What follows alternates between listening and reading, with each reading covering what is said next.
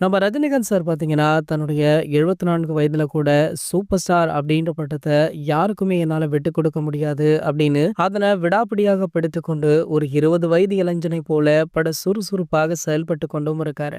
கோலிவுட்டுடைய ஒரே சூப்பர் ஸ்டார்னா அது நம்ம ரஜினி சார் தான். அதன இன்றளவுமே நிரூபித்துக் கொண்டே இருக்காரு. இந்த நிலையில பார்த்தீங்கன்னா, சூப்பர் ஸ்டார் ரஜினிகாந்த் அவர்களுடைய நடிப்புல கூலி அப்படின்ற திரைப்படம் உருவாகிட்டு இருக்கு. இன்று பார்த்தீங்கன்னா, இந்த படத்துடைய முக்கிய அப்டேட் ஒன்று வெளியாக போவதாக ஒரு செய்தி சமூக வலைத்தளங்கள்ல வைரலுமே ஆச்சு. இந்த நிலையில இன்று லோகேஷ் கனகராஜுடைய பர்த்டே அப்படின்றதுனால கூலி திரைப்படத்துல இருந்து ஏதாவது ஒரு சின்ன அப்டேட்டாவது வெளியாகும் அப்படின்னு ரசிகர்கள் ஆவலுடன் காத்துட்டு இருக்காங்க. இந்த வேலையில பாத்தீங்கன்னா, தற்போது கூலி திரைப்படத்துடைய அப்டேட் இல்ல, ரஜினி சார் பற்றிய மற்றும் ஒரு தகவல் வைரல் ஆகிட்டு இருக்கு. அதாவது நம்ம ரஜினி சார் சினிமா துறையில நுழைந்து கிட்டத்தட்ட இந்த ஆண்டுகளோடு 50 ஆண்டுகள் நிறைவு பெறுது. ஆகையால இதனை ஒரு மிகப்பெரிய விழாவாக கொண்டாட வேண்டும் அப்படின்னு தமிழக அரசாங்கம் முடிவு பண்ணிருக்காங்களாம். கோலிவுட்டுடைய நாயகனை கௌரவிக்கும் வகையில இந்த விழா மிக பிரம்மாண்டமாக நடத்த வேண்டும் அப்படின்னு முடிவு பண்ணி நம்ம ரஜினி சாரை மீட் பண்ணிருக்காங்க. ஆனா நம்ம ரஜினி சார் இதற்கு முற்றிலுமே மறுப்பு தெரிவிச்சிருக்காரு.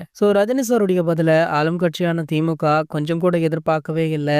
இவர் இந்த ஃபங்க்ஷனை வேணாம் சொன்னதுமே கொஞ்சம் அப்செட்ல தான் இருக்காங்க. அது மட்டும் இல்லாம மீண்டும் மீண்டுமே அவரை தொடர்பு கொண்டு அதற்கான முயற்சிகளை பண்ணிட்டு தான் இருக்காங்க. காரணம் என்ன அப்படின்னு பாத்தீங்கன்னா, ரஜினி சாரை வைத்து ஒரு மிகப்பெரிய விழா ஒன்று நடத்திவிட்டால் ரஜினி சாருடைய ரசிகர்களின் ஓட்டு அனைத்துமே திமுகவிற்கு வந்துவிடும் அப்படின்ற கணக்குல தான் இவங்க இந்த விஷயத்த மூவ் பண்ணிட்டு இருக்காங்க. வெயிட் பண்ணி பார்க்கலாம் இந்த விழா நடைபெறுமா இல்லையா அப்படின்றத. இது போன்ற சினிமா செய்திகளை பத்தி நீங்க உடனே தெரிஞ்சுக்க நம்மளுடைய தலைவர் அப்படின்ற நம்ம சேனலை சப்ஸ்கிரைப் பண்ணிக்கோங்க.